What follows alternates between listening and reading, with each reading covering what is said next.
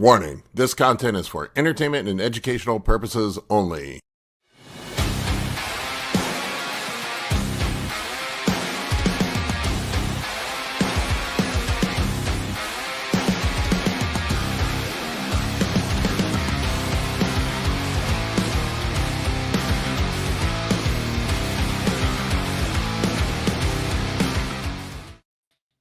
What's up, everybody?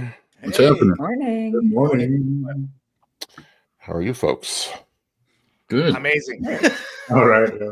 I need to figure out how, now that we have this new vertical format, I need to figure out how the hell to simulcast this on Instagram. Instagram has a very complicated process to live stream from an app. Same thing with Rumble. You need to get it over there. It's been a fucking busy week. I'm actually back in the gym training again. Week 2 of how's that going for you? Okay. I pushed the weights up a little bit more this week, and my shoulder let me know. Oh. It was a little grumpy. I mean, my doctor told me, he was like, look, you're not at any structural risk of a tear any more than a normal person right now, that the soreness and pain is just going to be probably just the joint barking at you. It's arthritic and it's still healing. He said it might be a year or two before it feels 100%. He told me for me 80% would be 100%. So that's kind of where I'm at this point. Now, do you feel any weakness, or do you just feel like you're trying to, it's significantly weaker than my right side. My left side is I went up, I was doing the shoulder this is going to be meaningless to people, but I did the Atlanta shoulder press this week. And I used to work up to like four plates and a 25 on the Atlanta shoulder press for 8 to 10 reps. And I worked up to, I think it was 2 and a 25, which felt really light on my good arm. And I was struggling to get 8 to 10 with my left. So my strength is probably, if I were to estimate, is probably about 60% of what it was before. The weird thing is I don't think I really have atrophied that much. It's, it looks like I've hung on to a fair amount of stuff. I'm still 250, just kind of hanging around between 240 and 250. My body fat's a little higher right now than what I'd like it to be, but given the circumstances, though, that's really good prognosis. It sounds like. It's major shoulder surgery. You're lifting weights. You maintained your weight without going overboard. Maintain muscle mass. That all seems like positive things. You did all the right things, it sounds like. Yeah, Zionic says you got to complete one set of pro so you don't wind up exactly how you described the others in the Elite FDS video. Yeah, that's... I could kick myself in the ass for just not getting through and doing the Tampa last year. That's what I kind of lived vicariously through my one client. He won at Masters Nationals this year, and I'm like, dude, he's like, I don't know, I feel like I need a break. I'm like, dude, Tampa's next week. Just go do it. You're in shape, man. Just go down there and do it and see what happens so you can step on shade. And dude ended up getting second place. So, but you know what? You'd just be further back because you would have had to put that time into prep, and then you would have delayed your surgery. It's only 1 week. Yeah. Hey, well, yeah. Now, do you have any tactics to bring up strength on one side that's weaker than the next, or how do you? I'm right now trying to keep the weights the same on both sides because I don't want to get any more of it. I was training unilaterally, which there is some evidence that shows that unilateral training prevents atrophy on the side that you're not training. It's funny, my surgeon didn't know about it. I told him, and he was like Googling it when he was there in my office. He's like, oh yeah, you're right. I didn't know that. He said there are studies out there. So yeah, it seemed to work, but the problem is now my right side is like close to 90% of the strength that I left off, and then my left side is half, 60%. Gotcha. Yeah, but I'm sure you have a strategy though to start balancing that out and so forth, right? You know what the strategy is? Just progressive overload. I'm just gonna That's right. add 5 pounds next week, see what happens. Add another 5 pounds the following week, see what happens, and just keep progressing up. And steroids, that's another strategy.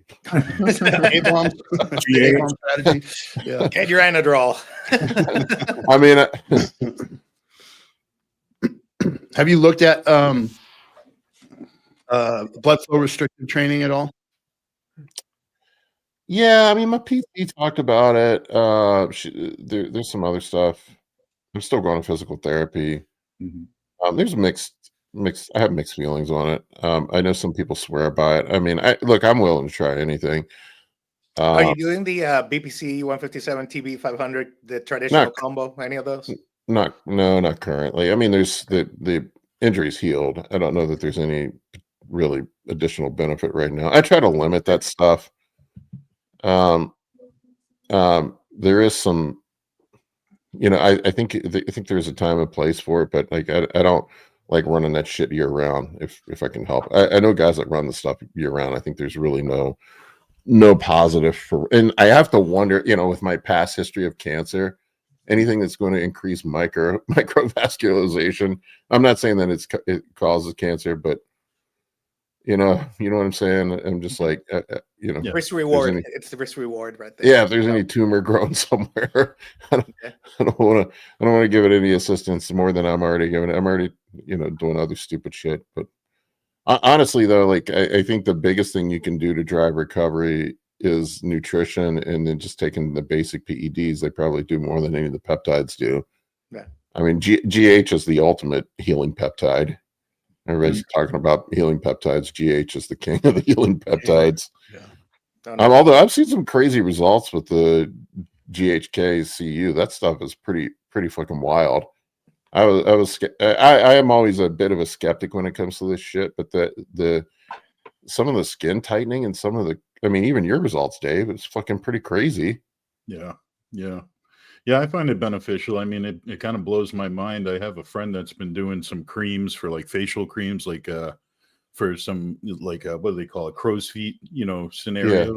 And it's been working. I mean, and it's quick. It's surprising how quick. A couple of weeks, you're like, I can't believe the results. But I've only used it topically. I mean, that stuff's terrible to inject. It stings like a mother. Yeah, it does hurt like fuck. Still, okay, does GH have a noticeable impact on nerve healing? No, nerves are really fucking slow to regenerate.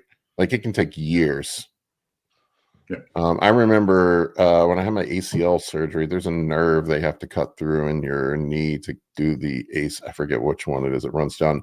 You end up getting fucking numbness down your shin and in your toes. And it took like a good 4 or 5 years for that to go away. Whoa. Even with GH. Yeah.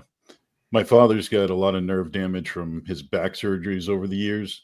And they even told him, like, ideally, if you're able to get the nerve connections to grow or to heal back properly at like a millimeter a month, you're like, that's really, really good. So then you start doing the math of like how much time you're going to need to recover. And not just looking at one connection, it's nerves going everywhere throughout from your spine to your different parts of your body. So yeah, that's a real tough one to that was a deep fibular nerve. That was it. I mean, it's a slow process. Even if GH speeds it up by like 30%. I mean, what are you cutting down from 3 years to 2 years, right? But yeah, I have been running basically nothing all year. I've been just on 200 tests. I wasn't even running GH for about 5 months. I took a long break, and I just moved my time. I don't know the exact doses because I'll be honest with you guys.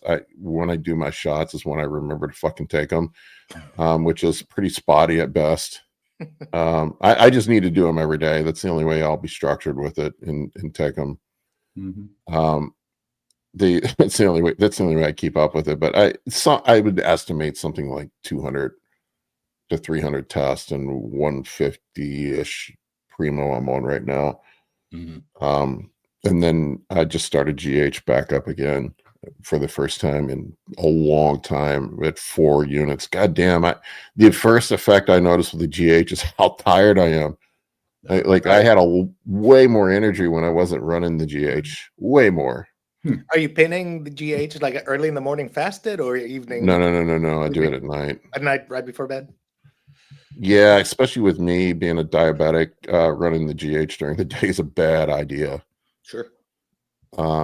I definitely will see a pretty marked rise in my baseline glucose levels if I take the GH during the day.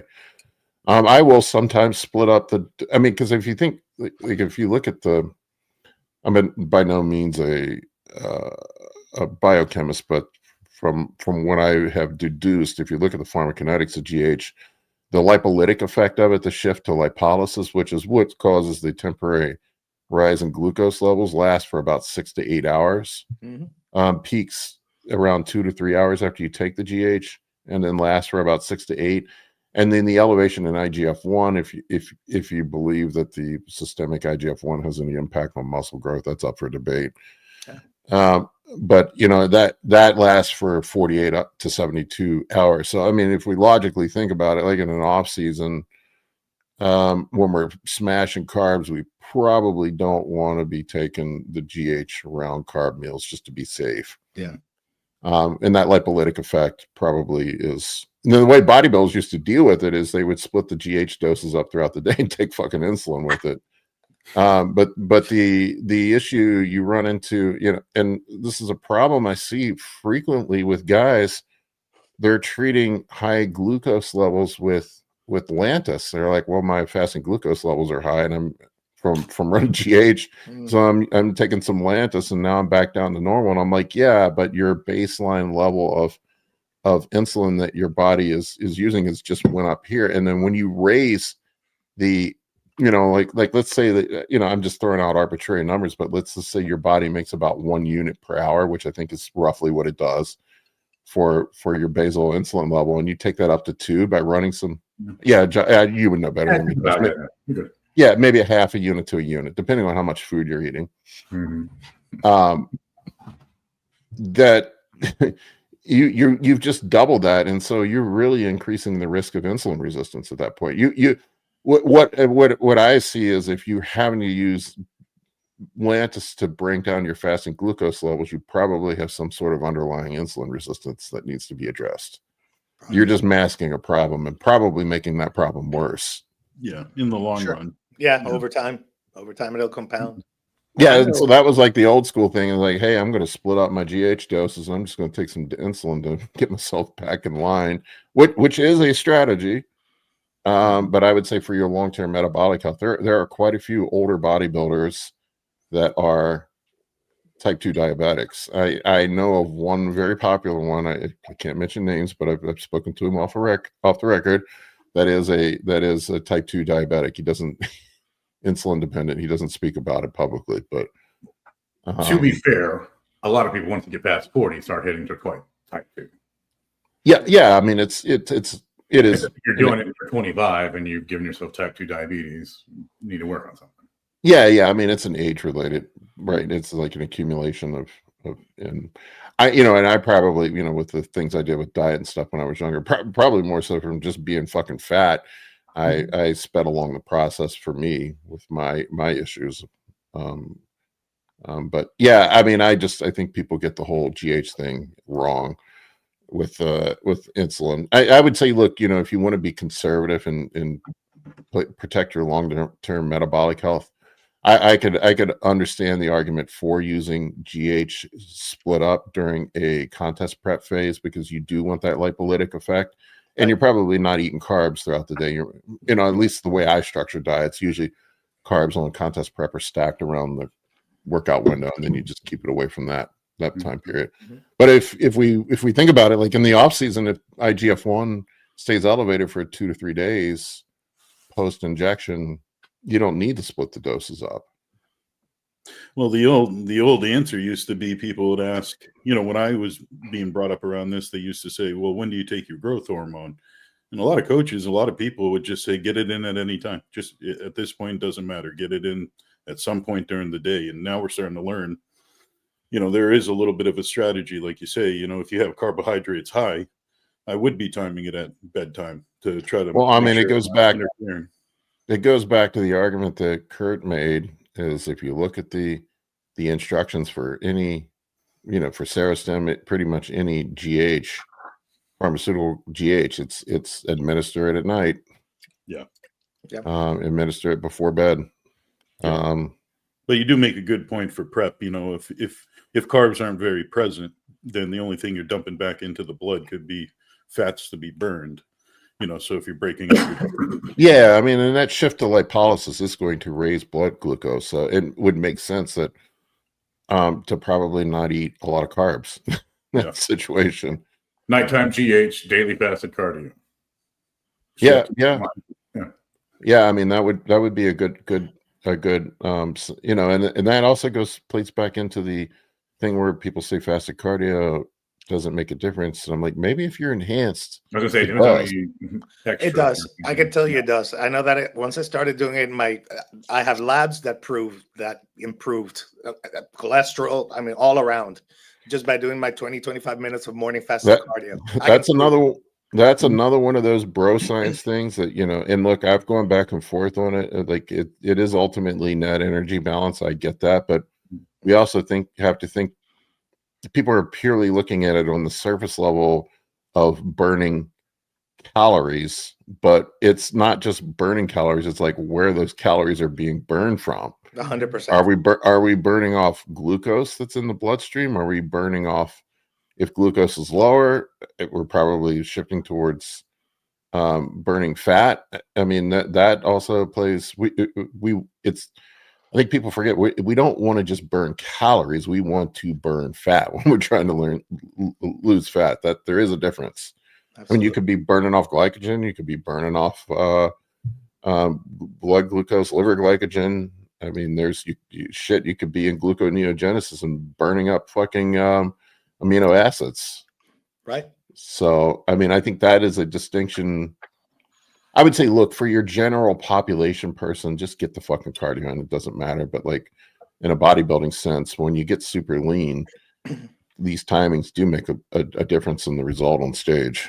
Well, I know right now, even at progress season for me, I missed a couple of sessions of fasted cardio last week, and I had a day where my fasted blood glucose spiked up to 104. So it definitely, it makes a difference. And I know when I'm doing it consistently, like Gonzo was just saying, my labs are definitely better. I have missed 300 consecutive fasted cardio sessions. You got to do those daily like your shots. Yeah. Well, like you said, Paul, I just went, right after the Olympia, I was on Ryan's show with Aaron, and we were talking about GH, and he had a pretty convincing argument. So I bumped my dose back up to 10 IUs, and I've been just narcoleptic, man. I mean, a couple of 45 makes minutes you tired, right?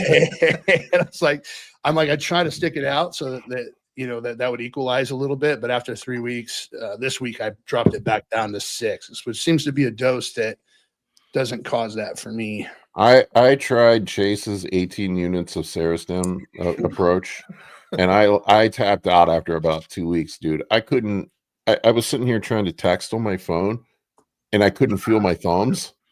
And I'm like, my thumbs are completely gone. They're just like they're ghost thumbs. They're not there. It was like phantom limb pain at that point. And then it was like narcolepsy, man. I'd be sitting at my desk. I'd literally fall asleep doing check-ins during the day. I'd sit there and just be dusting off, man, in the middle of the fucking day doing check-ins. I'm like, well, this doesn't work for me. Yeah, I can't lose that much productivity. It's just too much. No. I'd say 9 is about my upper limit. Yeah, my 9 is about my upper limit. I wanted to share this thing. There was a really, really, really good Cutler cast recently with Jay and Lee Priest, and they were talking about. Oh, is this the one where Lee makes Jay eat McDonald's? That one? Yeah, that was like Jay somehow. I should have put that clip in. I need it, but this one was epic. But Jay said he had never eaten McDonald's in his entire life. Can you It was fucking believe hilarious. that? I haven't. I've never had McDonald's. Are you serious? What? Never. Yeah, positive. Nope. Let me tell I- you, Never had. No. I had the best McDonald's of my life yesterday. But we'll talk about that later. I haven't had McDonald's this week. Granted, it's only Sunday, so we're only one day deep. But Like, I can tell you where there is a McDonald's near my house ish. Uh-huh. Barely. oh my god, That's McDonald's! as much knowledge as I have of Your parents McDonald's. not love you. I grew up in a town with no fast food. There were literally no fast food. McDonald's my tickles town. my fat kid itch so You didn't bad. answer the question. I agree with Paul, but Europe ruined me for McDonald's because I went over there and it's all different, and the food Yeah. quality is just The better. Royale with cheese. Yeah, I stuck with the McDoubles, but yeah, you could tell there's a difference in the texture of the meat, and their ketchup isn't great. It's sweet. Oh, I lived in Germany for a year and a half, and it is remarkably different. Like Well, it's because they food actually taste. have standards for food quality that we don't. Yeah, yeah. we The bread basically get alone. The bread we alone basically is get like- dog food over here. Dog It barely food is qualifies as actually food. safer. Well, I'm a West probably, Coast yeah. kid, so my default is still always In and Out. So Dude, I'm so sad. When I went to LA last month, I had one goal, and that was to get In and Out, and I did not fucking do it when I was there, man. Because we do not have In and Out here on the East Coast. Yeah. I've It's never had pretty. it either. It's pretty good. I tried it for the first time with my wife in Vegas. I think it was that we tried In and Out, and it was pretty good for fast food.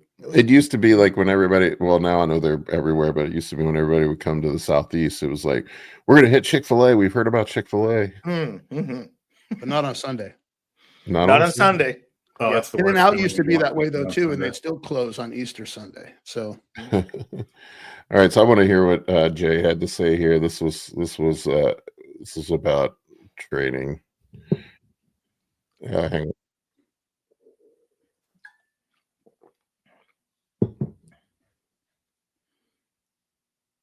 We can't hear it, Paul.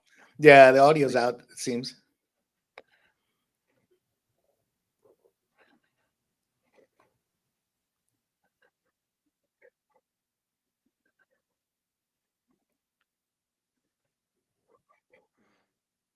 Yeah, Paul, there's no audio playing. Oh, there's no audio? No, Yeah, there's no it didn't audio. come out. It's It didn't silent. come out. Oh, god damn it. Are you kidding me? Nah. Yeah. Wow. Sound. Did they block it? No, nothing. No audio, unfortunately. Well, that's fucking lame. Let me remove it and try it again. Let's give it a whirl. It was an amazing podcast, by the way. Like I would encourage anyone to watch the whole thing because it is hilarious. Lee Priest is hilarious. I would He love is to a hang out with riot. that guy. I would love to hang out with that guy. You got to go to Australia. Australia. People either love or hate him, that's for sure. Oh, he's great. All right. certainly- He certainly likes McDonald's. Yeah. All right, let me try this again. Let me know if there is audio. Nope. Nah, I guess it must be blocked. No audio? No, No, audio, there's not. unfortunately. There's no. Like if you look at your icon, there's no mic on it. On your. Nothing? Mm-mm. That is fucking lame. God damn it. Probably because you're on a couple live platforms. I don't know if they block it. Yeah, it might be. Well, anyway, Jay Cutler was talking about the one set to failure thing and how you always train with volume. I don't know. Just I'm send me gonna- the link. I'll try it. Yeah, you can I try. don't know why and that would see. matter, but we might as well give it a shot. Yeah, it could be. It could be. Live It without could a be. wire, folks. Here we go. I'm putting it in the. I've never had Got this it. issue before. Let's try. But yeah, it was an interesting conversation. They were talking about volume. They were talking about 2 times a day training. They were talking about the training to failure thing.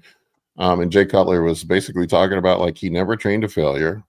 He would do 5 sets of 5 Oh, there it is. to failure like that seem to have a lot of wear and tear on their body. I was taught early from like reading, Arnold stuff, and then Chris Aceto kind of took me under his wing and kind of taught me a little bit about training. And I think that's the theory that I followed. So it was volume training, repetitions from 8 to 12, shorter rest periods.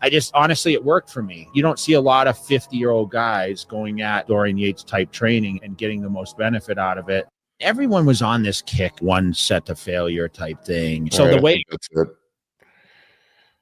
Yeah, I don't know if that was him clapping back at Dorian a little bit, because Dorian was kind of talking, about the reps and reserve thing this week.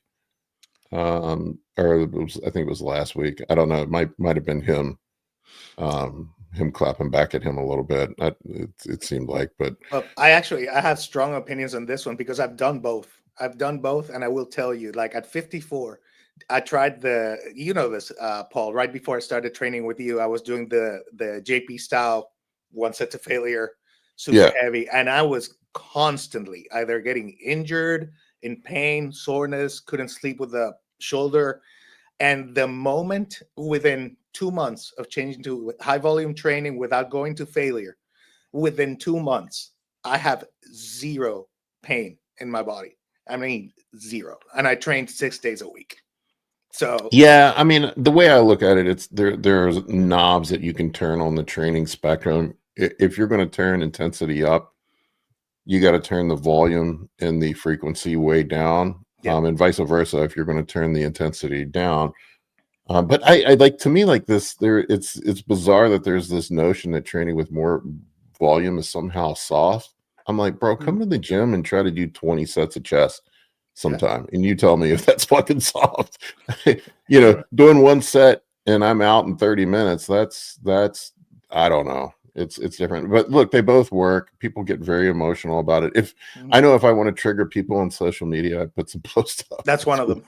That's a trigger for sure. Yeah. One a trigger point for muscle nerds on social media is training volume and intensity. And another one is low carb, high fat diets. Reps in reserve, man. Just say like, I love reps in reserve, and watch the fireworks. Look, I'm not like sitting here thinking like I'm 3 RIR. Like people ask me how many RIR I am, and I'm like, I don't fucking know, man. I just go in and I train like when I feel like I'm getting close to where my form is starting to break down, then I put the weight down. I mean, this is kind of pay more attention. Yeah, you just pay more attention. And I do still try to train progressively. I think you should try to progress where you can. If you're using the same weights over and over and over, week after week after week, month after month, year after year, you're probably not going to grow. Right. No, for sure. But a bigger muscle is a stronger muscle. So I mean that is undeniable. I'm going to send you this other. And we can also measure that progression in different ways. Like it doesn't have to be like it's such a, I don't know. Well, I mean, volume is progressive to a certain degree too. Yeah, of course. I mean, if you're adding a rep here, a rep there, same weight, but you're adding reps, or adding sets. I mean, that's progression. Or adding time under tension. Yeah, or slowing it down, right? Same amount of reps, but you're going way slower. Well, there's also this argument too, like I hear, and look, we know that mechanical tension is the primary driver of hypertrophy, but I do think there is, and the super sciencey people will argue it, but that there's the metabolic effect of training with more volume. It doesn't work. You'll hear people say that, but I have a hard time buying into that, especially with increased GLUT4 transport, increased uptake of amino acids and glucose while you're training, especially if you're enhanced and using insulin and other things like that those do have an effect. I mean, you can clearly see it with the guys Mila Sarchev and Hani Rambod and Chris Aceto train. They all train with high volume, and they're all probably using insulin and a fair amount of carbohydrates, and that does have an effect. And I think people forget that the sarcoplasm is something like 80 to 85% of, well, I think it's 75 to 80% of muscle structure. It's a muscle structure only 20 to 25% contractile tissue. You guys ready for that clip? Yep, let's go. Sorry. Okay. Let's get it playing. punishment. For you to overtrain it, you have to really be, like I said, over missing meals or not sleeping and that. But But you were a volume trainer, Lee. Yeah. How many Always sets per body part would you do? minimum 20. Eyes would be 20, tries 20, legs could be 30 or more. I even said to Mike Mensa one time, does that really work? He goes, well, it does. Yeah, if you're under tension, you go super heavy. But most people thought you just do one warm-up set. Say your heaviest squat was 6 plates. People think you do one plate warm-up and then go straight to 6. So you'd be tearing all the muscles. I don't really believe in overtraining. To me, I'm like, Yeah, if you're that's getting it. your Yeah, that's another one too. Is the whole Warming up to that one big set. The whole no, the fear of overtraining. He is basically what he was talking about. People have this really bizarre fear of overtraining, and I would just I don't think most people have ever truly overtrained. I think they mistake joint aches and pains with overtraining. Yeah, I think you nailed it. No one who's arguing about this knows what it feels like. Exactly. To actually be overtrained. It's like, have you actually ever overtrained? I notice.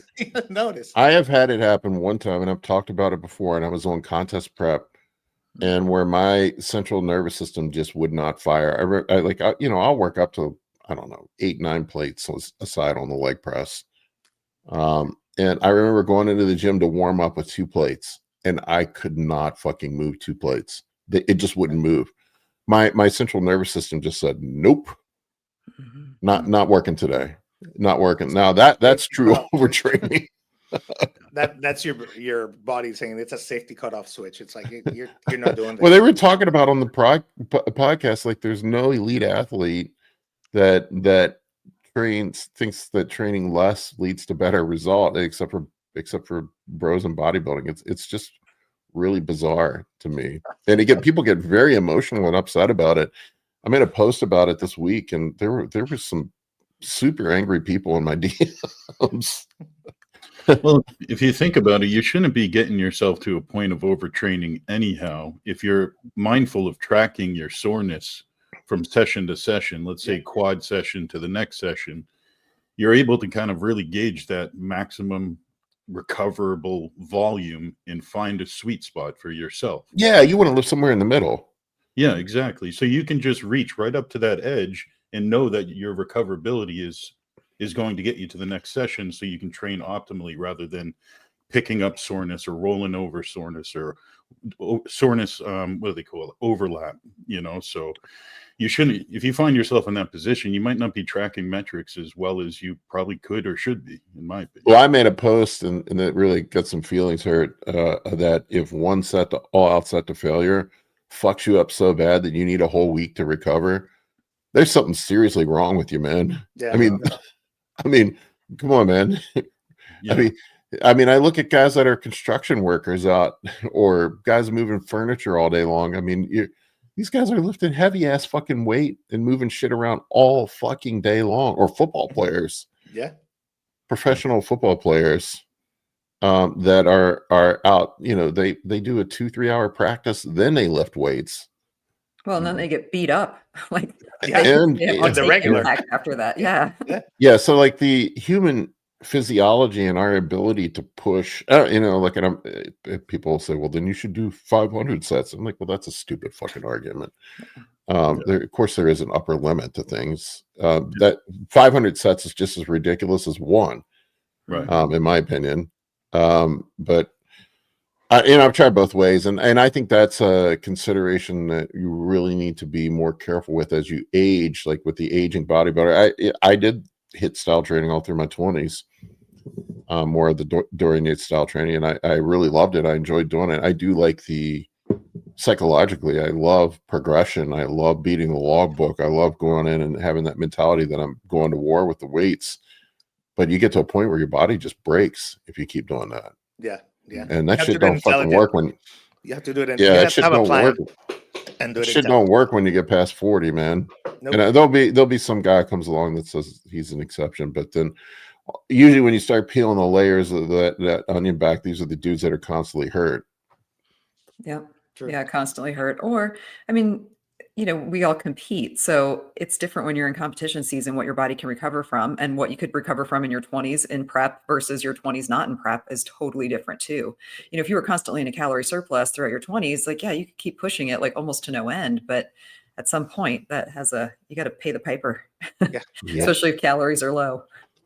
One of the reasons why I started training in the mornings is I know you have more, sympathetic drive in the afternoon theoretically, and you can lift heavier or whatever. But I feel like when I'm training in the mornings, I can recover from it better.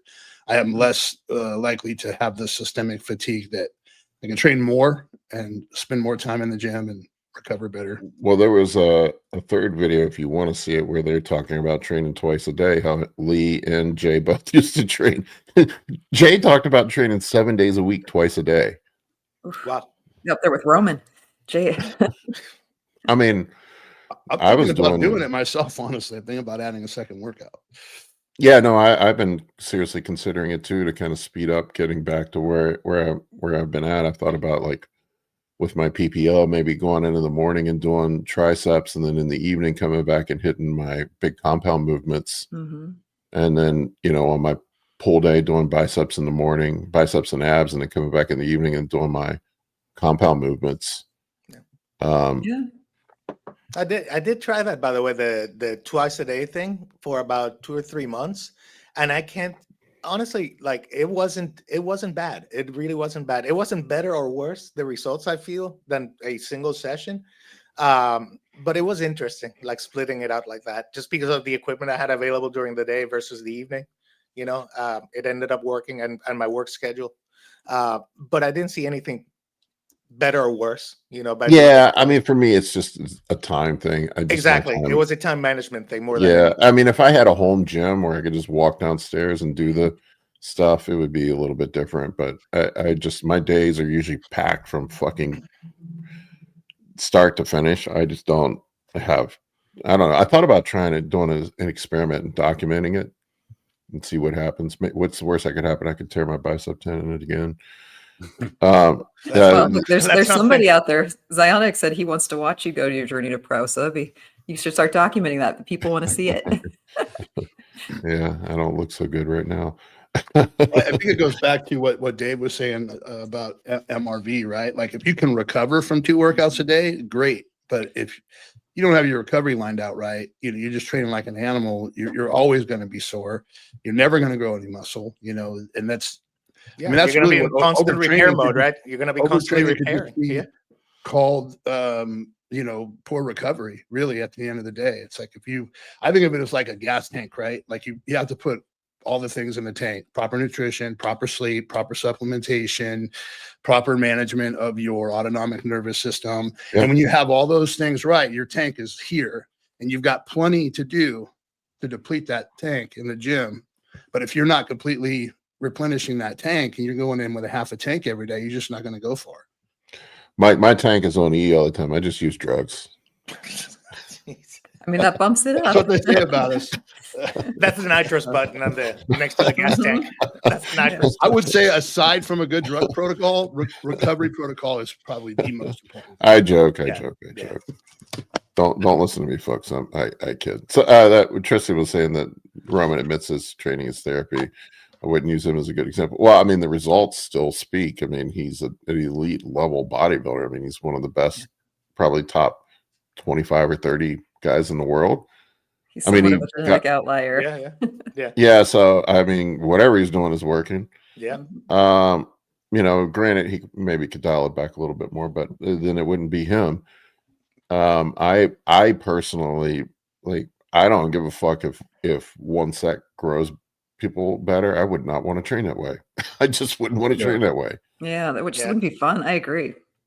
Well, it's like Um, myself. I can honestly say, like, when Paul and I first met and I had asked him to coach me, I did tell him right off the bat, I go, the only thing I have that's a weird stipulation is the training I'm going to have full control over, just because for myself, I have to enjoy it and it helps with my sobriety. Like, I have to be able to go in there and get out what I need to get out for the day, or, enjoy that aspect, or just break away from the weekly grind, in the gym. So I think you're right. There's definitely something to, if you're not enjoying your training, you should be able to find a way to get your cake and eat it too. Find a way to kind of manage it. And and here's the thing with training.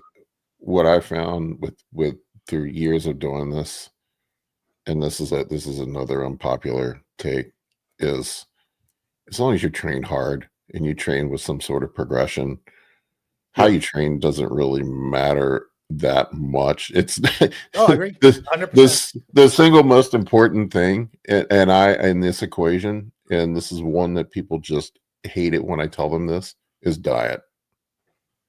Yeah. Yeah.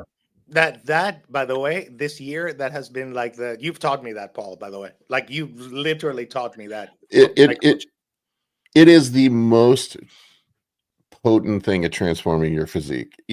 People always want it to be PEDs. They always want it to be some it's the training diet program. Which only makes sense. Like it's literally what you're building your body out of. Yeah, it's your building blocks. You're right. Yeah. Yeah. It's like if you gave someone, it's the three little pigs. You build your house of straw, like it'll blow down. Like build it a brick. I mean, it's so fundamental, but people just don't want to believe it. It's like calories in, calories out that people don't want to believe. They think the GLP-1s burn fat. They don't. Like it makes you not eat, and that's why you lose weight. Yeah. Like, it may activate some pathways. things. It may optimize some of your pathways a little bit, whatever, but it's not magic, you know. It's not doing, like you have to be the one to not put the food in your mouth. Yeah, and you also have to be the one doing the exercise to not have your muscle be wasted away, right? As you drop that caloric intake. Yeah. You know, I keep hearing that like, oh, it wastes muscle. I'm not convinced about that at all. You know, 100%. I think it's the lack of exercise combined with the caloric restriction, combined with a terrible diet. You know, that's where you're going to lose your muscle. I mean, I could be wrong, but that's what logic tells me. Anyway. In extreme calorie deficit, like at the end of prep, I mean, you can definitely start burning through some muscle, but it takes getting pretty deep into a deficit before your body will do that. Regular people don't get that lean to have to worry about it. No. Yeah. Regular people don't get this lean. Brings up a point. It's like, why do we always talk about people losing weight instead of gaining weight? In my opinion, it's harder to gain than it is. Oh, I'd agree. It's much harder to gain muscle than it is absolutely. than to lose fat. But here's the caveat: 95% of people need to lose body fat. They're too fat. But they're too fat. That's why we talk about it most of the time. And I will tell you, like when I take on a coaching client, more times than not, it's not a muscle gain issue that I have that we need to address first. It's getting people lean enough to actually gain muscle. You can't gain muscle effectively and be a bodybuilder when you're too fat. Yeah. And a lot of times I find myself with people that are right on the edge of like, you know, we might be lean enough to start adding some muscle tissue. I usually don't think much of it. I put them right into a deficit for a little bit. I build that insulin sensitivity. Yep. We get a chance to focus on training and not how many high days and cheat meals I have, and really just kind of progress from that spot. So I do think they go a little hand in hand. If you're going to put on muscle mass, eventually you're going to have to clean up some of the body fat you're going to accumulate. And then if you want to grow, you got to be in a position to grow. You can't be too overweight. Yeah. Look, I'll share my experience with Paul in this. This was my first time competing ever. And we started at, I believe it was 208 is where I started. And I thought I was lean at 208. I'm 5'8", roughly. I hit stage at 160 pounds. If I had a nickel for every time I've heard that story, again, people come and like, hey, I want to start contest prep. I'm 208. I think it would be like 195 on stage. I'm like, I don't know about that one. Yeah. We actually estimate, what was it, Paul? 175 was kind of like the ballpark where we thought. And it turns out it was way less. You did great out there. That DEXA scan, man. That DEXA scan. This is crazy. You went from 280 to 160 from start to finish. Yeah. Wow, Gonzo, that's amazing. That was my heaviest right there, like around 280 pounds, 278, somewhere in there. Yeah. You don't even look like the same person. Yeah. The DEXA scan this Friday, a couple of days ago, was 5.8%, I think. Is where I finally landed. The guy, the technician, told my wife and I, we did it as a family because, of course, you know, my son and I did this together. And he said he's only seen, that's my son right there. Love it. And he won a couple of awards. Look at him. Yeah. No, he won a men's physique type class A. I think he won first place. So they actually gave him they created an award for him at this.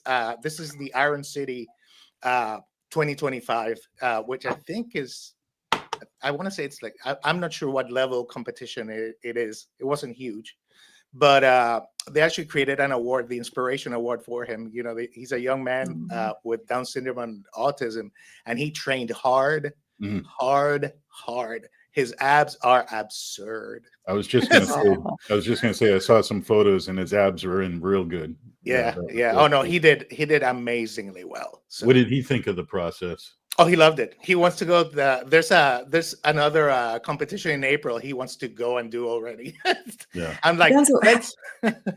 How did he do with the tan? Like, I know like that sensory experience of getting tanned is pretty intense. Like, he loved it. He loved it. So he was looking forward to the tan as much as to being on stage, like, because he's always been kind of fair. And he was like, I want to see what it looked like. I'm like, okay, let's. And he loved it. I mean, he loved the entire process. That's awesome. So that is amazing. Yeah, good for you guys. You guys look great.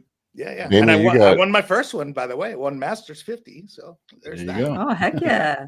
Yeah. It was intoxicating experience. Now, however, it all depends on the mama bear. Like, she's gonna decide when we compete again, because she was the one who had the support system for us for 12 weeks. And it was a hard process, you know, because we had to adjust certain things in the family, like we were talking about the diet and so forth. And it gets easier second time around. Yeah. You know right, because you know what, expect. that's what we were talking about. Like, you know what to expect now. You know how this works now. So And then once you get yourself super lean one time, it's a lot easier to get back there. Yeah.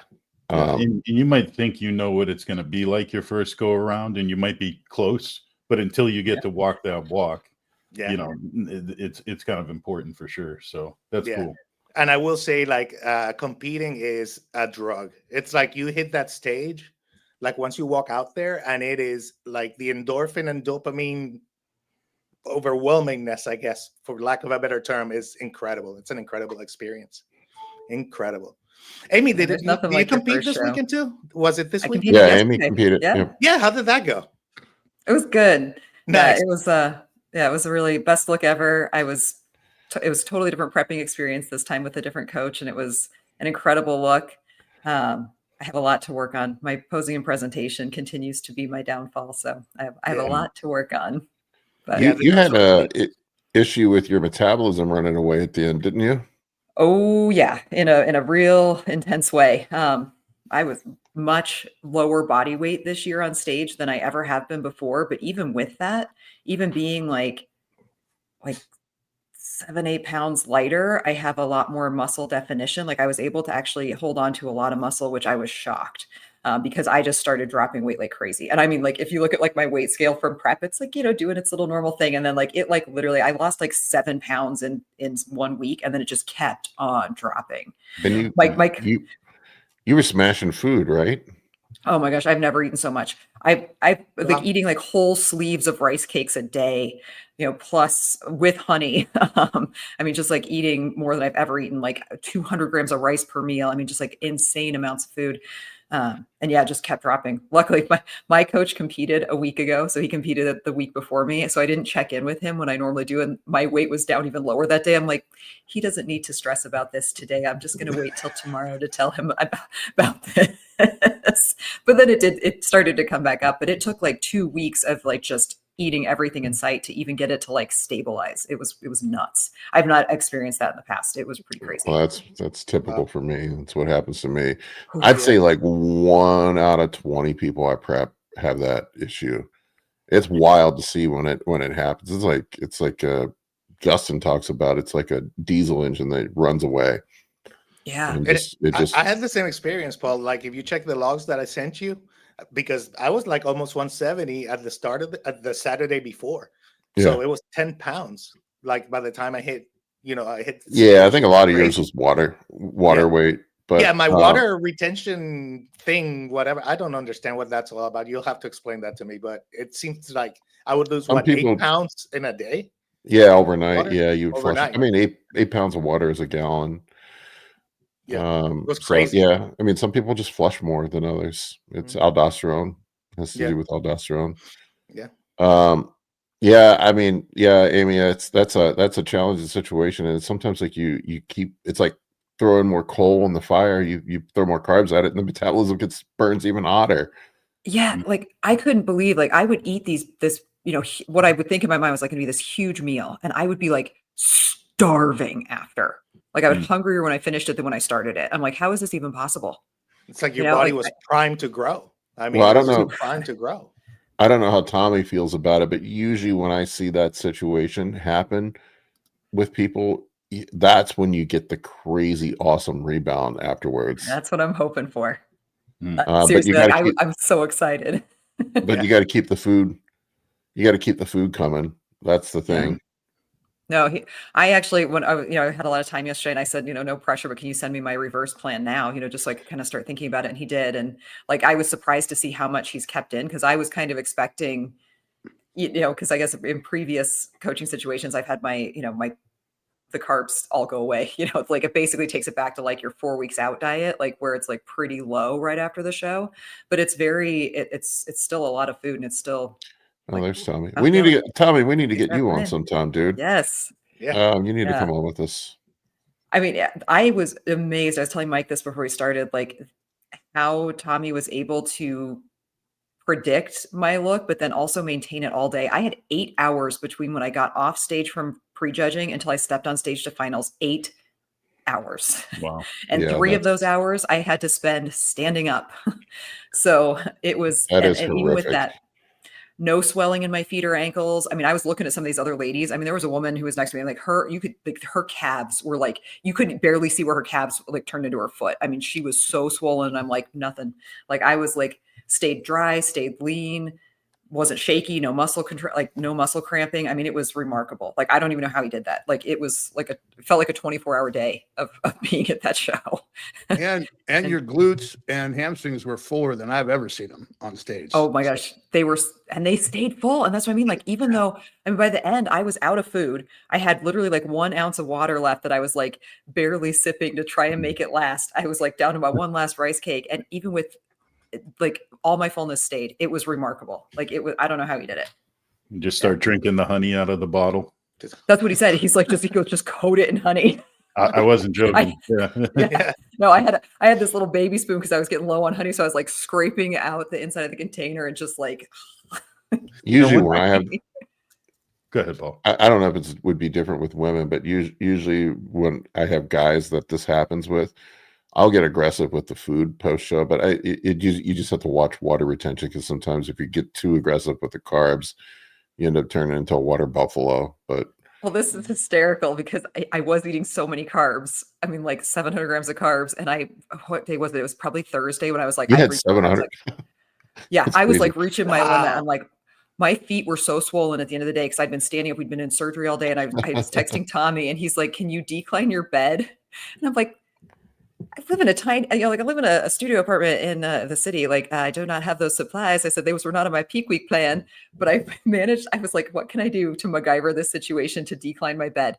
So I had ordered a whole bunch of cases of this sugar-free or the zero A&W root beer sundae flavor that I had stashed in my closet until after prep. So I pulled out 2 of those and I put one under either side of the bed. So I was able to decline it next morning, woke up, all the water was gone. It was, I felt like I was camping all night because I was like sleeping on an incline or a decline, but it worked. Hey, if it like works. my feet were dry. Or you can just put your feet up on a pillow. That works too. Yeah. Oh no, I go big. The MacGyver move right there. Yep. We're declining the whole bed. One little quick thing I wanted to touch on before we move to questions. I did see, I don't know if you guys saw this week, but the FDA removed the black label warning from women's hormone therapy. Yes. Because it was ridiculous to begin with. Yeah. My wife has been following that very closely. She's very much into the whole. Yeah, they did TRT earlier in the year, and then now they did it with the women's. Like this whole fucking thing. It's just ridiculous, man. Hopefully the next step will be to remove the scheduling of testosterone. I mean, it's absurd. It's absurd that that we have illegal substances while we're From walking what around. I understand, and I'm not a law expert. We could probably talk to Rick about this, but from what I understand, since the FDA didn't schedule it directly, it was an act of Congress that it requires a congressional change to change the scheduling. Yeah. Oh wow. Okay. Interesting. Hey. Yeah. The Women's Healthcare Initiative and its misinterpretation of the data is the biggest setback to women's health in like the history of women's health. Like it was I egregious. mean, what so happened. many women well, I mean, it was the case with men too. I mean, people that Mm-hmm. need hormone replacement as they age, we're denied it because of this false narrative that Yep. there was, I mean, maybe there is some increased. I mean, we know what the risks are with hormone replacement therapy. We're pretty aware of it, but goddamn, man, like I just go back to like it's really vitality versus longevity. Yeah. Mhm. And then Health it's span. also Health it's span. health span, and then it's also like it's my damn body. Yeah. I don't There's that too. want some politician in DC telling me what I can do with my fucking body. Yep. 100%. We had Chandler tested for testosterone just as part of his labs just to make sure that he's okay, and we actually ran across a physician who says they're an expert in hormone therapy. He came out on the low end, about 300, I guess, total on the lower end of Well, that's natural. normal these days. Yeah, I know. I mean, but he's a 27-year-old young man, and now get this though. We are like, well, we're interested in optimizing him, and getting him to like a healthy level, somewhere in the mid range, hopefully, where it's healthy.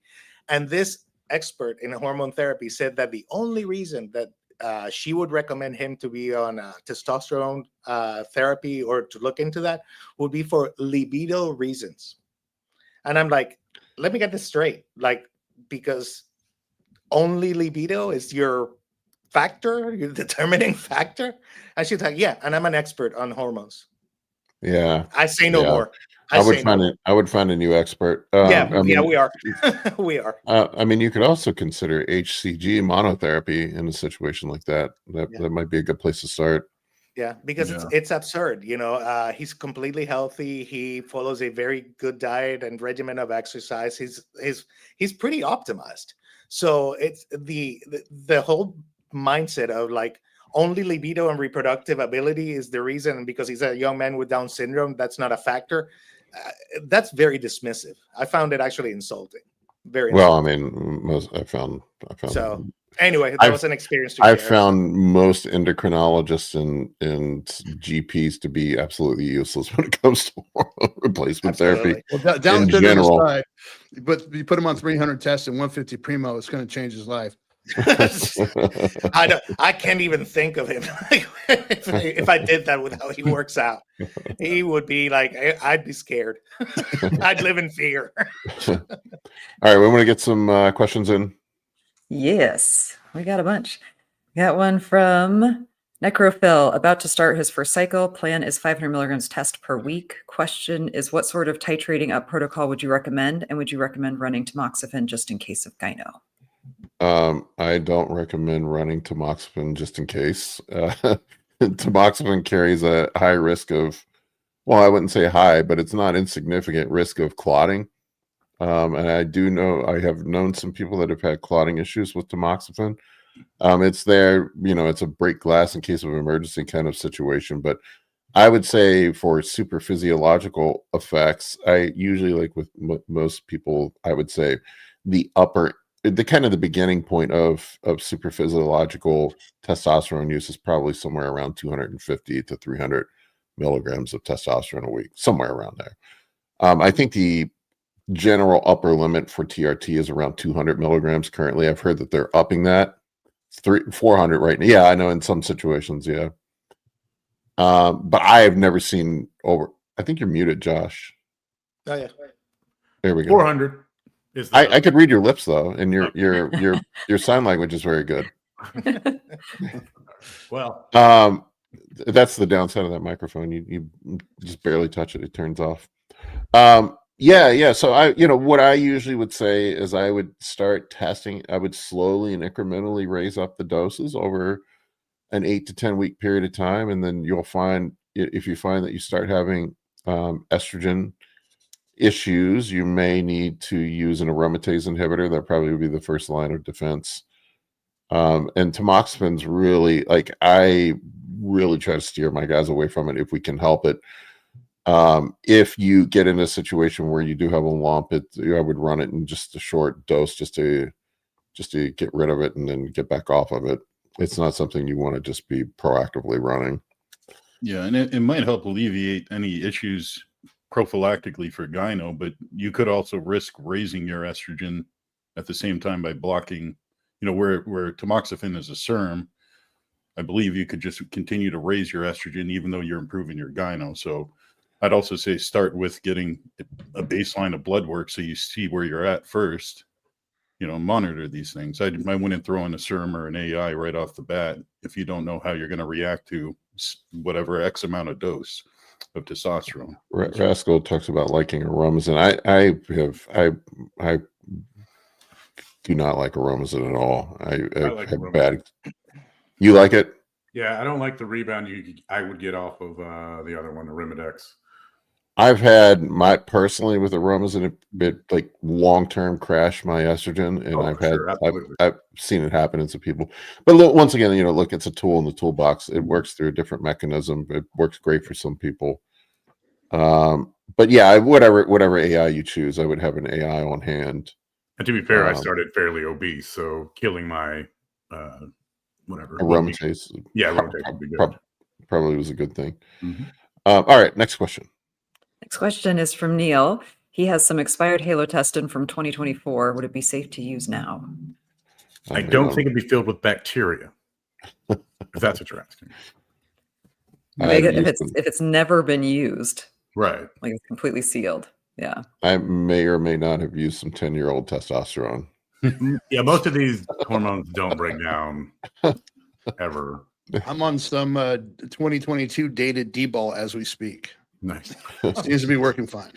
Yeah. So I guess, Neil, you're okay to try it, but I would, as long as it hasn't been used, that would be my one caveat. Right.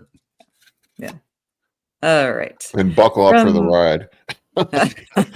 Halo is not a beginner's. I have a question why you're even using Halo. I don't use it anytime outside of contest prep at the end or peaking for a powerlifting meet.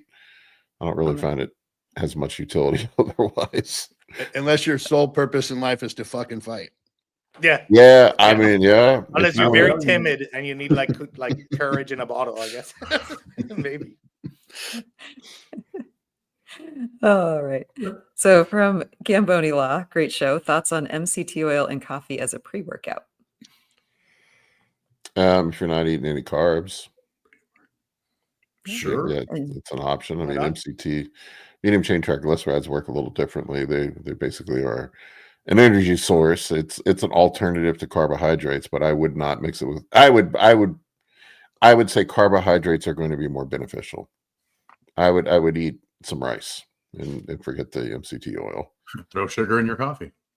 Do you think he's asking like fasted training, with his coffee in the morning? Potentially. I mean, if you're doing fasted training, the MCT oil, coconut oil, things like that can kick you into ketosis quicker if you are running a keto style diet. So, it is a consideration, and I will use them in diets occasionally. Like there are times where I have to take fucking people down to 0 carbs. I don't like to do that, but there are some situations where I have to some people just can't lose fat any other way. I think it's worth saying that MCT gives you some neurological effects, some cognition effects. So if the goal is to get focused up in the gym, MCT would certainly help with that in conjunction with caffeine. Yeah. MCT is also pretty efficient at giving you diarrhea too. I was just going to say, which is run the also risk of very disaster pants. Yeah. Which is also, and especially MCT with caffeine. Mm-hmm. That could be a very fast moving situation. Don't do legs. Yeah. I will tell you this: when I start people, if I am having people use MCT, I start them off with a half a tablespoon. I think that is a, but so from what I recall, MCT they bypass the gut and go straight to the liver, and don't require bile salts for breakdown, so they can be directly converted to energy, unlike other fats. Yeah. And they convert quickly to ketones. So like if you want to get rapidly into ketosis, it's it's a way to do it. But I generally, I like if you're eating a high carbohydrate meal, like your body, like any, this is kind of my logic on it. Your body's going to prioritize glucose as a fuel source. And so any excess fats that you eat in that situation are going to have a high potential of just being stored as body fat if you're in a caloric surplus. Yep. Calories still matter, even if it comes from straight butter. Yeah. And MCT is a weird one too, because your muscles can use it directly for energy, whereas like you can't do that through with other fats. Yeah, they're an interesting fat. They don't work like any other fats, but you ask any cardiologist about it, and they're kind of like, yeah, they don't seem to like them. All right. You guys ready for the next one? Sure. From Loop, any knowledge you guys can pass on DHB?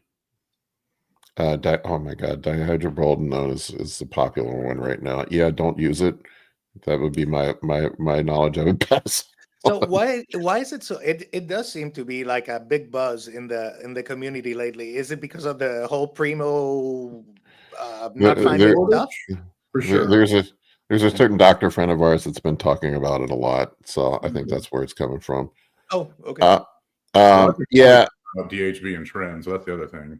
Yeah, I mean, look, here, I'll tell you my experience with DHB and what I've seen. Dihydroboldenone, I mean, it's very potent. I have seen some extremely fucked up blood panels from guys coming to me using DHB. If you're going to use it, you need to use it in extremely very small doses. I literally I had one guy came to me that was using DHB. I don't remember what he was running. I think it was 50 milligrams a day, somewhere around there. Go on. Yeah, and his ALT and AST were both north of 1400. I've never seen an ALT and AST that high before, and I've had multiple cases of guys And liver failure. That's about it. Yeah. Yeah, and liver failure. Well, he wasn't acute liver failure. He had to go to the fucking ER. Yeah. He's like, I don't feel good. This guy booked a consult with me, and I'm like, yeah, bro, you're in liver failure. 100 a week, not 50 a day. I didn't. Yeah. Wow. Yeah. I mean, we're talking about really small doses, and if you want to get some DHB, just run equipoise. It reduces the DHB. Isn't it one of those things where if equipoise is good for you, DHB will be even better though? I just haven't seen it be that effective, man. Like the guys that are it's weird. People are all the time looking for obscure, odd compounds to shortcut the process in some way. And I just have not found. It's one of those ones. Look, this is kind of my evaluation process when choosing PEDs. If I'm going to take something that carries a higher risk and has more side effects, it better do something. It better do something unique that you can't do with any other compound. And I don't think DHB does anything uniquely well that you just can't accomplish with something that's significantly safer. And that you just can't run the doses high enough to really get anything out of it. And long enough. That's the other thing. Well, and long enough, yeah. Game, you know? Yeah, long enough. I mean, I would just run. I would ask, why are you using it? What are you trying to get out of it? You know, and look, it's a tool in the toolbox. I put it in there with mint. Mint's another one that people seem to be obsessed with. Just up the trend. Yeah, just up the fucking trend. Yeah, like I just don't think really. Yeah, I like just take your test, okay? if you want to run a higher toxicity injectable that's going to be potent, just fucking take trend. Well, it's in a competitive athlete's nature to always be trying to, add an extra yard to a drive or shave a thousandth of a second off of a time.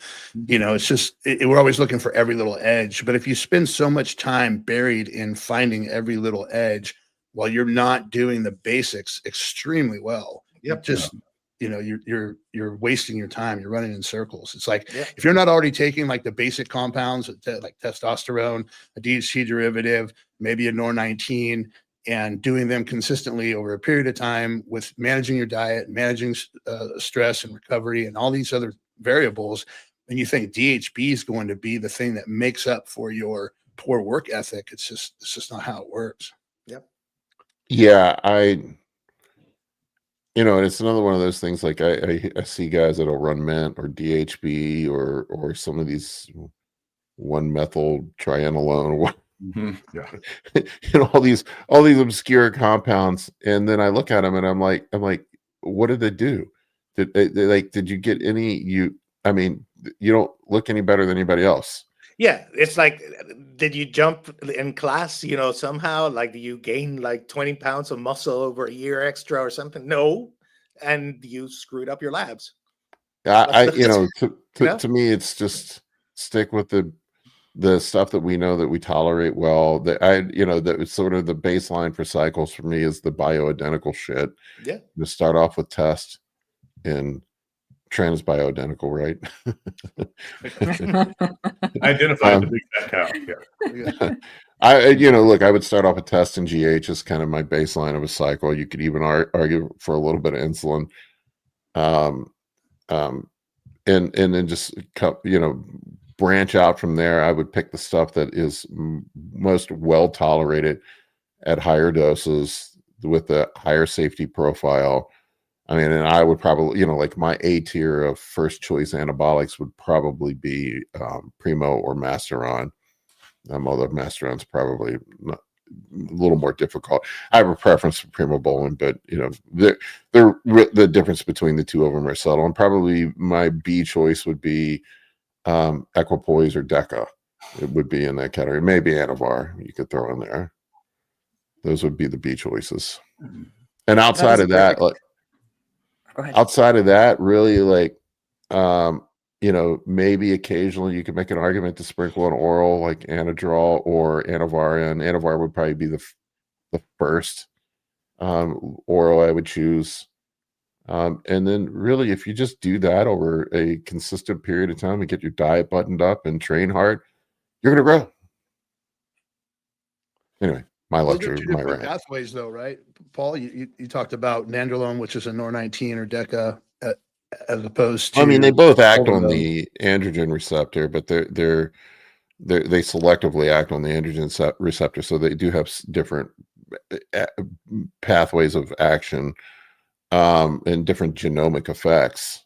Where like Anadrol is really no genomic effect at all.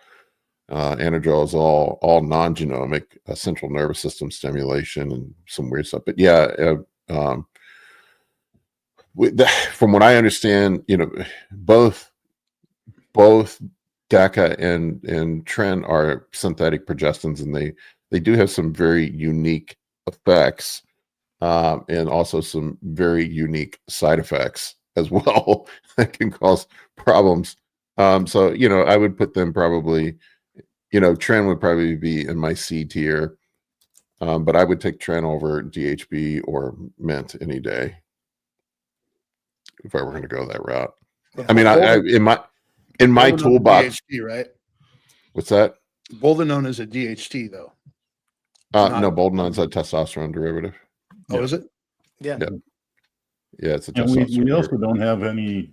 I don't think there's really any studies on humans really with DHB, and maybe 2 in either rabbits or mice. I mean, there's really not much to go off of other than this anecdotal evidence that you have as a coach, to look at people's blood panels with it. So, I mean, just a level of uncertainty makes me, it's kind of like the SARM discussion. Until I have something to go off of other than my own body to play with. Yeah, everything's anecdotal at the moment, right? It's just Equipoise is interesting because it is just a D-ball and equipoise are essentially the same molecule. D-ball is just methylated. Even though that methylation completely changes the action of the drug. But right. What's that? Masteron versus Superdrol. Yeah, Masteron. Which was a little better. Yeah, I mean methylated drugs are always going to be more potent. But yeah. Anyway, let's move on to the next one. All right. Well, it segues pretty well because we were talking about DECA. Zionic said he's just bumped up to 500 tests, 200 DECA, wants to know any tips to get the most out of this combo while keeping the side effects down. Yeah, don't run DECA. A 5-HTP or an L-tryptophan C tier. supplement on standby. C tier. I would at this point, like years and years, I was a DECA fucking guy in I mean, fucking 90s, man. Nobody ran testosterone in the 90s. Everybody was running DECA and D-ball. Yeah, DECA and D-ball. That was the Mike Mentzer cycle. It worked. And I ran a lot of those when I was younger, and it was great at growing guy now. DECA seems to have some sort of effect on aromatase expression. I don't exactly understand the mechanisms, but estrogen gets way out of control when you pair DECA with testosterone.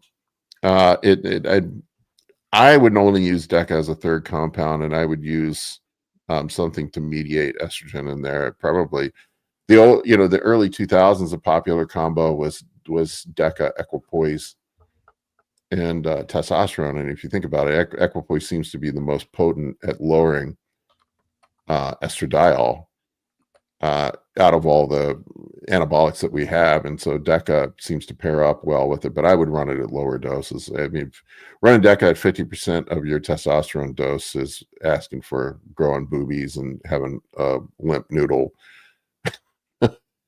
in my experience, I would probably do something like, if you were running 500 tests, I would probably run something like 250, 300 equipoise and maybe like 150 DECA or something with it. There we go. Good advice. That's just my 2 cents. Take it for what it's worth. I don't know what the fuck I'm talking about, according to most people. We got lots of drug questions today. This one also from Steve. Can anyone tell us or tell him how long MAST E stays in your system after you've completed a cycle? I mean, it's a 5 to 7 day half-life, right? Times 5 half-lives to effectively eliminate. I don't know how long the metabolites are present if you're worried about drug testing. Right. Well, it might be like 25 to 40-ish. Yeah, I would say if you wanted to just, about a month, the drug is effectively eliminated. But I mean, you think about it, like in that 5 to 7 day window, it's going to be halved. In the next 5 to 7 day window, it's going to be 25%, then 12.5, then 6.25. Yeah. I mean, so it's, half of it's going to be gone in a week, and then you're going to be down to 25% in 2 weeks. Yep. All right. From Gabe, is it normal to have 1 milligram retatrutide raise fasted blood glucose to high hundreds or to high 90s, low hundreds early in the off season? I've heard that some people have experienced that, but I would say it's not normal. No, I mean, my guess would be what is happening is you're probably having some sort of dawn effect. You're probably, although 100, it's not really that high. I would get a CGM and see what's going on with your glucose levels overnight. My guess is that you're probably having some sort of low glucose overnight, or maybe a cortisol dump before you wake up in the morning, and it's rising up. I'll see it in mine all the time, where mine will be in the 90s all night, and then about 30 minutes before I wake up, it'll jump up to like 110, 115. Yeah, I'd also urge people to make sure that they're a little bit mindful when they go to test their fasted glucose in the mornings, that they're consistent with their routine. Like, like giving a good example, Jackie and I always explain to people, drink 20 ounces of water or a liter of water, give yourself a little time, walk around, circulate the blood. 20 minutes later, test your blood glucose, and have a continuous variables that you put into play from wake till test. So that way you can get consistencies. I mean, if you are a little bit dehydrated for a couple days because you're full from starting your off season with food, you might not be hydrated. You could just be actually forcing your numbers up yourself. So to confirm you're getting good data that you can actually use, I would just implement those small things as well. It could be just that you ate a bunch of food before you went to bed. Yeah, sure. Yeah. But I mean, you do see it on when you're consistent on a prep and the food's consistent, schedule's consistent, certain things are consistent. you know, if you don't hydrate in the morning or you just test at different times, you know, because you've been a little more active, you can get a different number and it can throw you off mentally at the numbers you're trying to compare. So it's just a thought, you know, have a routine to test it accurately. Yeah, I think that's good advice always. I don't Consistency. know if you Then you can see trends. Let's see this, like mine, if I can get it to focus. There you go. 94. You can see the over. You can see the last meal, and then the ups and downs overnight, and then I get up. You can see right before I get up how it Spikes. went up. Yep. It spikes. Yeah. Yeah. Cortisol dump. I got one question that kind of pertains to that. It's just a thought that, but Paul or Josh, you might be able to explain this a little better. But now I know he said 1 milligram of retatrutide, but if you were up to having high doses of glucagon, wouldn't that still dump glucose back into your bloodstream that can be tested on a glucose test? Is that right? Like if you take too much glucagon, it does release glucose back into the blood. Well, glucagon is Dr. Dean mentioned something about that. Glucagon. The glucagon agonist is supposed to keep the liver cleared of glucose at all times, right? That's essentially what's going on. Sure. But So you know, there is reactive hypoglycemia. Your body will release glucagon, which will cause a glycogen dump from the liver.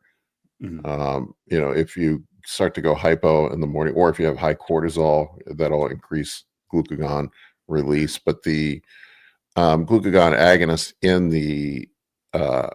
from what I recall in the retatrutide is supposed to eliminate that effect, because there is nothing there. It's basically glucagon is triggered at all times, right? If I'm understanding the mechanisms correctly. Okay. Yeah. Gabe, good tip. Just to take berberine too to help with insulin sensitivity. Berberine, Yeah. metformin, Yeah. fasted cardio. I like metformin too, for sure. You can take both, but I wouldn't recommend it. Yeah. Especially with like a 90s, like just a berberine would be fine. Might increase your hunger though. That was the one thing I found with berberine plus Reta. You get hungry. All right. This one is from Alexander King. Question: my last diet, I was down to sub 1,400 calories and 80 minutes of cardio a day at 12 weeks out conditioning. Should I keep pushing or bake in an 8-week or so reverse diet before finishing the diet?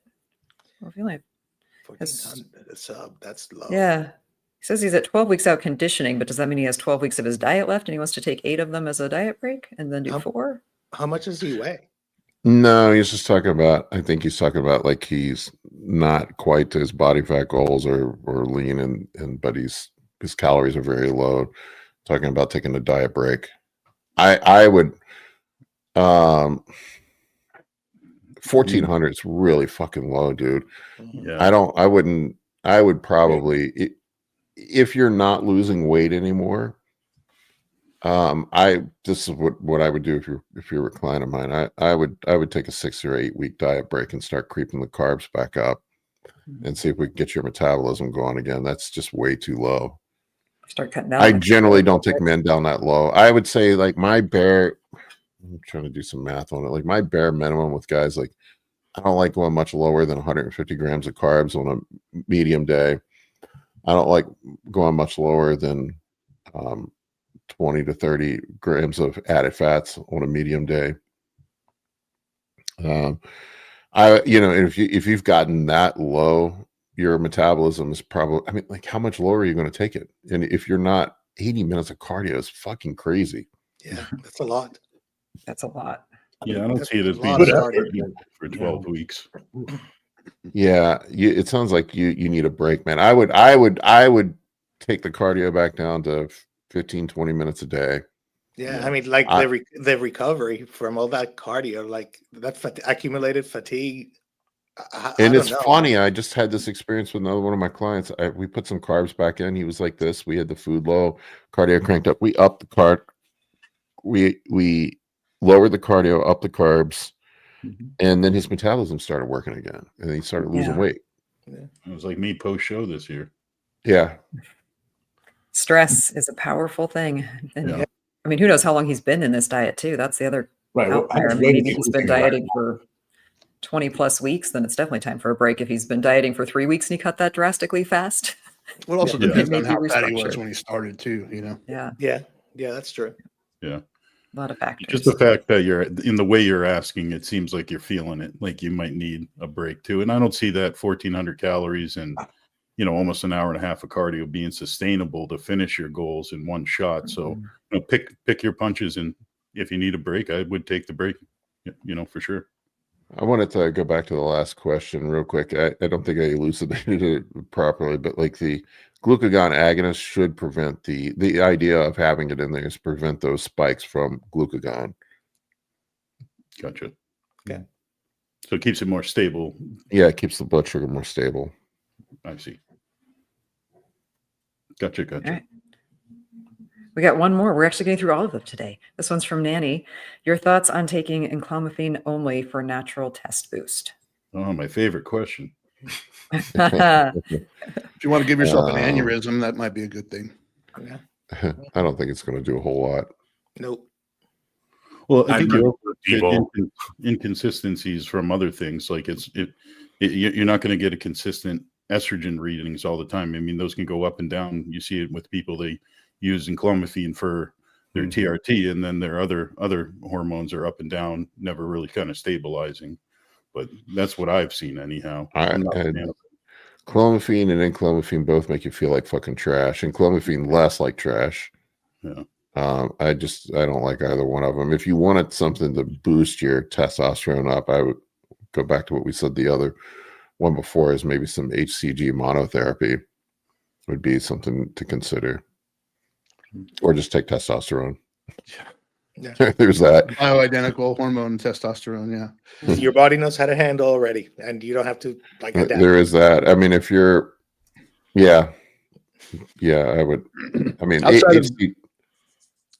Outside of Vigorous Steve, though, you don't hear people talking enough about the clotting risks that come with enclomiphene and Clomid. I mean, blood clots are real, and then blood clots kill people. So, no doubt. There's nothing over the counter for blood clots. You go to the ER. There was a kid at my gym that ended up almost dying from a blood clot from clomiphene and from what was the other one he was using, the other serum, tamoxifen. Oh. Oh, together. Wow. Oof. Yeah. Just, put your big boy pants on and use a needle. It's not as hard as you think it is. It really isn't. Yeah. But from what I understand, all serums carry risk of blood clots. Oh wow. Okay. Sounds all right. Yeah, and I also want to control how high my testosterone is going to get too. Like you can do that dose dependent with your with using, injecting testosterone. Right. A lot easier. Yeah, that's a people, really good point, Dave. Yeah. Some people are more predisposed. As a guess, are these only paid? No, we're just answering stuff as they come up. None of them are paid questions. We would love some paid questions. Ask away, man. Nobody away. donates anymore. But if you want to be generous, we'll answer your question if you want. All free. Hey, we need to start a cheesecake fund like Vigorous Somebody- had. Somebody was asking me how much for coaching. I don't know if that was for me, Dave, any of the other people on the podcast. I charge $400 a month, but for what it's worth. Dang. That ain't bad. Not paying for this. Love you, Zoltar. Not paying for this shit. It's all good. I do it for free. If you want to donate, it goes into the Arnold I'm buying dinner fund. Oh, there's gonna be people this year at the Arnold. There's gonna actually be people on prep. Though. Oh, yeah. Jackie's gonna be on prep. Paul might be on prep. Nah, At the Arnold. I am definitely not starting prep until after the Arnold. Right, yeah. I'm also big. Yeah. I am also enjoy going to Disney later that month, so there will be no prep at Disney. You can't go to Disney and get the meal plan and not go fuck up some food. Yep. Yeah, I was on prep at the last Arnold, and my coach told me, "Yeah, just go ahead and go to dinner tonight and eat what you want." Didn't hurt it. Didn't hurt you, did it? No, it didn't. Nah. Zoltero said we can talk deload and active recovery. I took one deload in 7 years. It's probably why I ended up with shoulder surgery. You're asking psychotic people. Yeah. This is one of those, like, I feel like this is something very common that we all know we should do it. And we all know we really need to. exactly. Like, we know the benefits, we know, I know, but we don't do it. Like, we really don't, I take a day off because I have a 16-hour shift. That's it. So you're forced into taking a deload because you have a 16-hour shift. Yeah. I never heard of a deload until like the last 8 years. Fatigue is a myth. Run. Well, I should take that back. When Dante Trudell trained me, Dante was really ahead of his time. This was back in 2003, 2005. Mm-hmm. He would have you push hard for about 5 weeks, and then he called it a cruise, where you cruise for a week and then go back to progressing your weights. But that was because that style of training, which was where JP training came from, was so fucking brutal and hard. You got to a point where your joints are just like you had tapping out. You didn't have a choice. The coaching contract. That's why it's every 5 weeks. Look, realistically, if you push hard, I program it in for my clients, and I tell them it's optional. But I would say 5 to 6 weeks of pushing hard, and then you program in a deload. And usually, when I do deloads, I'll dial the weights back like 20, 30%. I'll be honest, when you gave me my my workout program, like, there's it's clearly marked like deload week, like on week 8, I think. Yeah. And I'm like, I just pass the page. I just go like, oh. Yeah, well, I mean, if we're gonna be honest here, I think I trained 7 days a week for like 3 years straight. and I did get overtrained on contest prep. And I don't know that I ever took a deload. I mean, I would occasionally take a day off or some other stuff, but now I will say that I did take days for active recovery. My middle son is a rock climber, and we would go out and I'd just go rock climbing that day. And that day I would not lift at all. It was more like, you'd hike to a place and then we'd rock climb for the afternoon and then come back. So it was active. There was activity. There was exercise. Definitely, bouldering is like not that easy, but it was definitely not a workout, per se. And it was relaxing. You're outside, so I found very beneficial, not just from the muscle aspect, but the mental one, because it got you out of the gym for a minute. It got you out of the routine and in the air and in the environment. So, so from that perspective, not necessarily just physically, but mentally, an active recovery day like that would be super fun, and you still do something. Somebody was asking about tests for clotting risk. There are. He has a genetic in his family. There's a factor 5 you can get tested, if I remember, which is a genetic cofactor for. There's also if you go to most lab places, they do have clotting tests you can get where they have all the different clotting factors. Platelets are a big one to look for, but there's a bunch of other factors that could cause increased clotting. There's a bunch of other stuff, but some people just seem to be at higher risk of clots.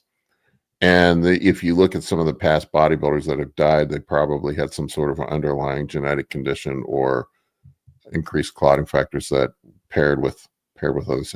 I see guys all the time, like if you look at the guys that have passed away, it's usually of clots and strokes and things like that. It's usually at the end of contest prep. Dirty little secret is a lot of guys do run tamoxifen at the end of contest prep to dry up any gyno that might be there. A lot of the guys you look at that have had clots were running equipoise, which does increase RBC hemoglobin hematocrit more aggressively than any of the other injectables. and then you combine that up with some dehydration, diuretic use going on the show, and then you've got a situation where clots are very, very, very, very, very risky at the end. So I would go get a full panel, talk to your doctor, but there are tests you can get. The factor V, which is if I recall correctly, is a genetic mutation for increased clotting. There's a bunch of other ones though you can check. As far as compounds to avoid, all the ones we just mentioned, CERMs and clomiphene and EQ, right? Yeah, I mean, I would probably keep your hemoglobin, hematocrit, red blood cell count on the lower end of the normal, or lower end of the bodybuilding normal. Fish oil seems to help. Low dose aspirin. Maybe go talk to a hematologist. You know, there's that thing called a doctor that specializes in this kind of stuff. Yeah. And if you do have a genetic predisposition, you probably would want to find out for your children, so you can warn your kids. Yeah. I just did a bunch of genetic testing this year. Saw a geneticist, and I was kind of like, I don't know if I really want to know any of this stuff. And the geneticist is like, look, it's not about you, it's your kids. Yeah. Mm-hmm. What was You the wait wanna- list for a genetic test? Like 3 months to get in to see the geneticist. 4 What? months. What city? Washington, D.C. Okay, cool. Thank you. It's actually helpful for me. Yeah, I think it took me about 4 months to see the geneticist. And there were some things I wanted to test for that they just like, there's really like, I know dementia runs in my family. And she was just like, there's so many potential things that contribute to it. It's not even really worth testing for. Yeah. Is what she told me. But definitely like diabetes and dyslipidemia and some of the cardiovascular side. We live in it's interesting. I kind of was thinking about like long-term health, but like and this is what my cardiologist told me, there's basically no excuse for anybody having a heart attack this right now. We've kind of got cardiovascular disease risk figured out at this point. And if you're proactive in managing it, you can pretty much eliminate any risk unless there's some sort of defect or something going on. But yeah, cardiovascular disease is the most common cause of acute death. Yeah, that kills But like dementia and some of these other secondary things, we don't have a whole lot of control over. Cancer, we don't have a whole lot of control. I mean, there's some environmental factors that play into it, but diet and just being in shape. Really, probably my doctor was saying the single most important thing you can do to really for all your health is just to not be fat and make sure your metabolic health is in order. Transparent, Niles said he did like the 23andMe thing, and he was able to get the raw data from them from 23andMe, and then they just fed it into a large language model of some type, and it gave him all of his genetic information and predispositions. And oh wow, yeah, that's cool. I've heard the 23andMe testing is not that great. That's what I've heard, but I don't know. It's an aggregate. So basically, they take a bunch of genes from people that tell you they're this gene or that gene, and then they kind of figure out what is what and where is where. Is it that great? I don't think so, but I'm not sure. I would say your thing when you go to an MD who's a geneticist, much better, especially with a wait list only 4 months. I might be coming to DC in 4 months. Yeah, it was person I saw here. God damn it, I can't remember there was like different ones in this practice too. Like the one lady I saw too, because I've always had dyslipidemia and diabetes, and this was this specific geneticist specialized in those two areas. Wow. There were different people inside of that practice that specialize in different. There was one that specializes in cancer, but there's a million different genes for cancer, and they were telling me that cancer is. Even if you have genetics for certain types of cancer, like I had some genetic testing done for melanoma because I've had it twice. And I do have a genetic predisposition for it. But they were saying that environmental factors play so heavily into cancer as well. So it's a combination of genetics and environmental factors, whereas like dyslipidemia is pretty cut and dry. It's one of the, if you have it, you need to aggressively treat it. Hmm. That's why I'm on a statin. I know that's another dirty word in the bro community. If I say, Which I Why is never that? understand that. Like, why is that so controversial? We know I they have work. no It's idea. like, I Well, have I think no it's idea. enzyme Q10 because it does drain that from your body. it's like Generally. I'm okay with like taking Tren, but Crestor is one bridge too far. I mean, is that how I that take works? Crestor so I can take Tren. Jeez. Bros and their logical fallacies sometimes Yeah. are Or the argument, which I will die on this hill of like the old school bodybuilder saying like you shouldn't take Retta because you have to suffer. It's like, does suffering add muscle? Does it give you like I've But seen what's that seems to have died off, but I did see oh some of it pop back up this week. yeah, every once in a while I'll get the occasional troll like in my I'm forums or whatever. Like okay, you don't so suffer, it doesn't count. It's like, what do you mean it doesn't count? so clenbuterol We're putting and rules on bodybuilding now. That's the whole point. There are no rules.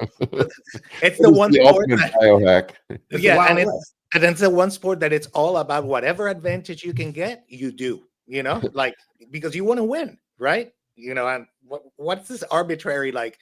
Is there a suffering gauge or meter that I'm unaware of that judges are using? I don't know. I don't think so. That guy was hungrier, so we'll give him more points. What? Yeah, it's that old school meathead approach to the guy that suffers the most. But unfortunately, they don't give you bonus points for that. Right. It's pointless. Oh well. 10 said I thought statins prohibited muscle growth. I don't know, dude. I've been on statin for fucking 25 years. I got pretty big. I take Tren to counter the statin muscle growth inhibition. There we go. See, adapt. No, there is some, lipophilic statins do affect muscle to a certain degree. A lot of people will get aches and cramps and stuff from it. Yeah. You just use a hydrophilic statin. You don't have that issue. Yeah. I use rosuvastatin for that reason. The lipophilic statins can penetrate muscle tissue in the blood-brain barrier, and there is some thought that there is some increased risk of muscle issues and potential dementia.